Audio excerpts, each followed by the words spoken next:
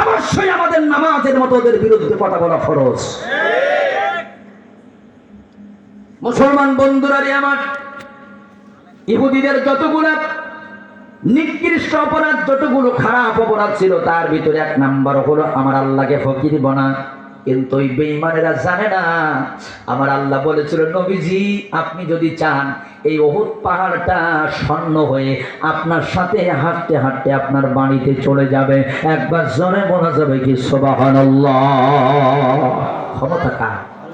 আল্লাহ পাকের। এবার আসুন 2 নাম্বার এদের সবথেকে নিকৃষ্ট চরিত্র। আপনাদের কষ্ট হবে আমার বন্ধুগণ? 2 নাম্বার এদের সবথেকে নিকৃষ্ট চরিত্র হলো এরা এক জায়গায় মাশওয়ারা করলো, আমরুহুম শুরা বাইনাহুম, মাশওয়ারা করো। ওরা মাশওয়ারা করলো, এক জায়গায় বসে বললো, আচ্ছা প্রত্যেকটা ধর্মের তো নবী আছে, পণ্ডিত আছে, এই মুসলমানদের নবীর এত সম্মান কেন, এত ভালোবাসা কেন?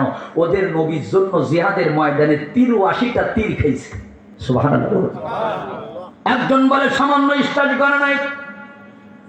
ওদের নবীর এত মহাব্বত, এক মহিলা ছোট্ট বাচ্চাটাকে জিহাদের ময়দানে বলেন, ইয়া রাসূলুল্লাহ, যখন আমার শিশুটাকে আপনি তীরের সামনে ধরবেন, এই শিশুটা কোনো কাজ করতে পারবে না, নিয়ে যা। যখন কাফের বেঈমানরা আপনার দিকে তীর মারবে, তীরের সামনে ধরবেন, নাড়ি ভুড়ি বের হয়ে যায়, যাক আমার কলিজার নবীর গায়ে সামান্য যেন আঘাত না লাগে।